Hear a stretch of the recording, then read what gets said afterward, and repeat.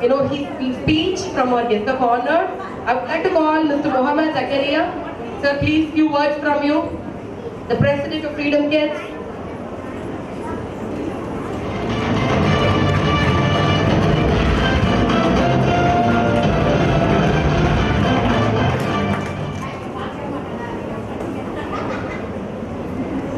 இது வெறும் மாலை பொழுதல்ல.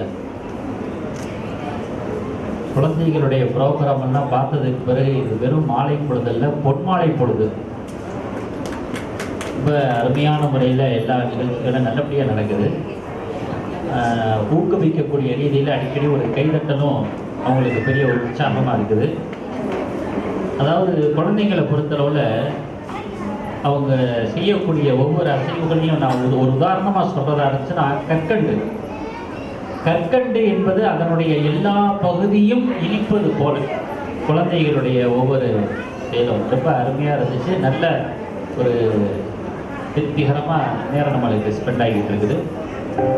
அதில் ஒரு சின்ன சின்ன விஷயங்களை சொல்கிறேன். ஏன்னா இந்த இடத்துல ஆசிரியர்களுடைய பெருமையை பற்றி சொல்லணும், பெற்றோர்களுடைய பெருமையை பற்றி சொல்லணும், குழந்தைகளுடைய பெருமையை பற்றி சொல்லணும்.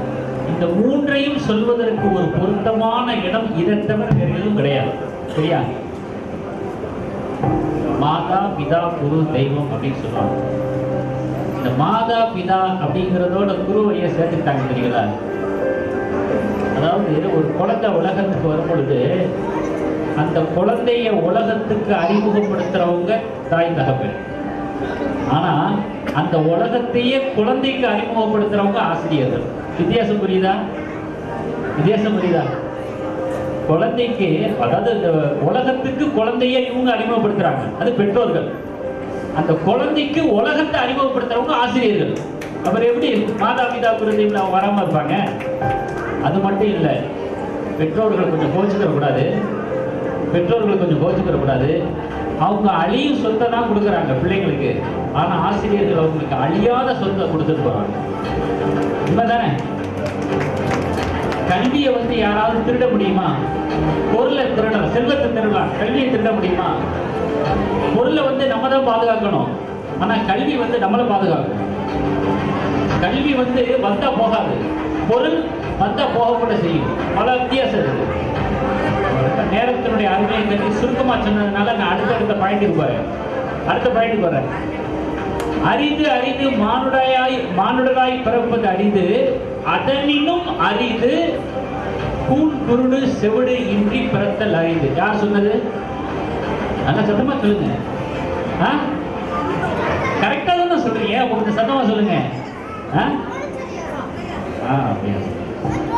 என்ன சொல்றாங்கன்னா, அப்படிப்பட்ட ஒரு வரமாக இருக்கக்கூடிய இந்த மனித பிறவியை நம்ம வீணடிச்சிடக்கூடாது, நமக்கும் பிறருக்கும் பயனுள்ளதாக இருக்கணும் அப்படிங்கிறதுக்காக சொல்றாங்க.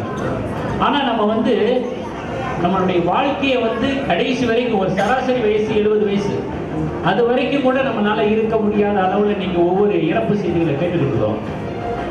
இருக்கிறதே பெரிய சாதனைங்கிற மாதிரி ஆயிப்போச்சு. அது காரணம் என்ன தெரியுங்களா? அந்த காலத்துல உறங்க வேண்டிய நேரத்துல உறங்கினாங்க, உண்ண வேண்டிய நேரத்துல உண்டாங்க, வேலை செய்ய வேண்டிய இடத்துல வேலை செஞ்சாங்க, அந்தந்த நேரத்துல அந்தந்த வேலையை செஞ்சாங்க. நீங்க அப்படி கிடையாது.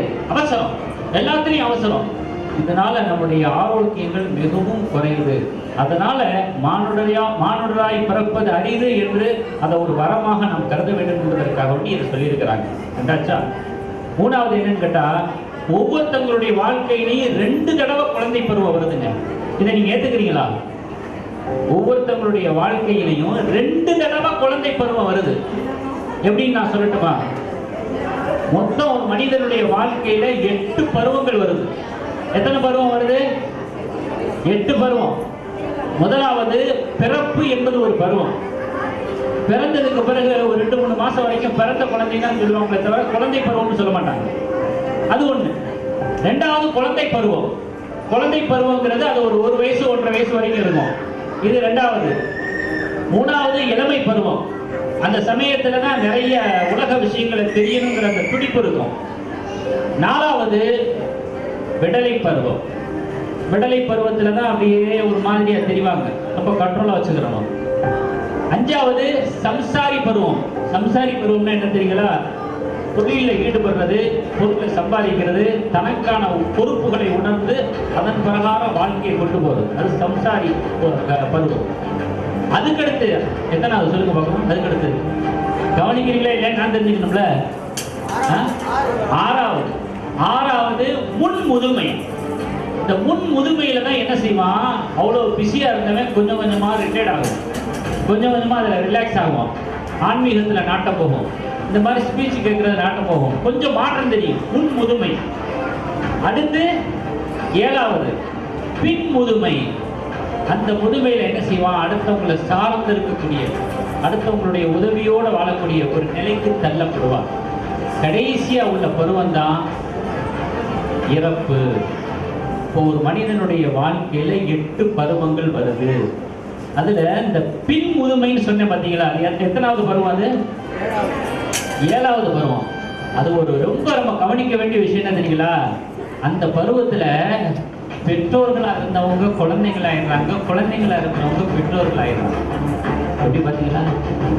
பெற்றோர்களா இருந்தவங்க குழந்தைங்களா ஆயிடுறாங்க, குழந்தைகளா இருந்தவங்க அவங்களை பேணி பாதுகாக்கக்கூடிய பெற்றோர்களாக ஆயிடுறாங்க. இதிலிருந்து இறைவன் நமக்கு சொல்லக்கூடிய செய்தி என்ன தெரியுமா? இறைவன் தானே இந்த உலகத்தை படைச்சது, நம்மளை எல்லாம் பறக்க வச்சு, எல்லாமே இறைவன் தானே. கொஞ்சம் ஆன்மீகத்தை கலந்துக்கிறோமே, முதல்ல அது நல்லா இருக்கும். இதிலிருந்து இறைவன் நமக்கு என்ன சொல்ல வர்றான்னா, ஏப்பா நீ குழந்தையா இருக்கும்போது அந்த பெற்றோர்கள் கண் இமையா வச்சு உன்னை பாதுகாத்தாங்க, இப்போ அவங்க குழந்தை மாதிரி ஆயிட்டாங்க, அவங்க இடத்துக்கு நீ வந்துட்ட, அவங்கள நீ கண்ணுக்குள்ள வச்சு பாதுகாக்கணும்லப்பா, அல்லது கண் கலங்காமையாவது பாதுகாக்கணும்லப்பா, அப்படிங்கிற அந்த ஒரு செய்தியை தான் இறைவன் அங்கே சொல்லுகிறான். அதை நம்ம விளைவிக்கிறோம். இன்னும் பெற்றோர்களை பத்தி இன்னும் நான் சுருக்கமா ஒரே உதாரணத்தோட நான் சொல்றதாக இருந்துச்சுன்னா, மெழுகுவர்த்திங்க. பெற்றோர் ஆசிரியர்களுடைய பெருமையை நான் சொன்னேன், குறுகிய நேரமா இருக்கிறதுனால நான் சட்டு சொல்றேன். மெழுகுவர்த்தி தன்னை உருக்கி கொண்டு பிறர் பிரகாசம் பெற வேண்டும், வெளிச்சம் பெற வேண்டும் என்று நினைக்கக்கூடிய ஒரு மெழுகுவர்த்தியை போல எந்த பெற்றோர்களும் பிள்ளைகளை படிக்க வைக்கிறதுனால நமக்கு அதுல ஏதாவது சகாயம் ஆதாயம் கிடைக்கணும் அவங்க எதிர்பார்க்க மாட்டாங்க. தன்னை விட தான் பிள்ளை நல்லா இருக்கணுங்கிற எண்ணத்துலதான் படிக்க வைப்பாங்க. அப்படிப்பட்ட தியாக சுடராக இருக்கக்கூடியவர்கள் தான் பெற்றோர்கள் என்பதையும் இந்த அருமையான நேரத்துல நல்ல வேளையில நான் பதிவு செய்ய ஆசைப்படுகின்றேன். கூடுதலாக ஃப்ரீடம் கிட்ஸ் பிளே ஸ்கூல் சார்பாக ஒரே ஒரு செய்தியை சொல்லி முடித்து விடுகிறேன். அது பெற்றோர்களுக்கு எப்பொழுதுமே இருக்க வேண்டிய ஒரு சிந்தனை செய்தி என்னவென்றால், எந்த அளவுக்கு சிலை அழகாக இருக்குமோ அந்த அளவுக்கு சிற்பிக்கு பெருமை. எந்த அளவுக்கு சிலை அழகாக இருக்குமோ அந்த அளவுக்கு சிற்பிக்கு பெருமை. அதே போல எந்த அளவுக்கு நம்முடைய பிள்ளைகள் பண்போடு இருக்கிறார்களோ அந்த அளவுக்கு பெற்றோர்களுக்கு பெருமை என்கிற செய்தியை நாம் இந்த நெஞ்சிலே நிறுத்திக் கொள்ள வேண்டும் என்று நான் கேட்டுக்கொண்டு என்னுடைய உரையை முடித்து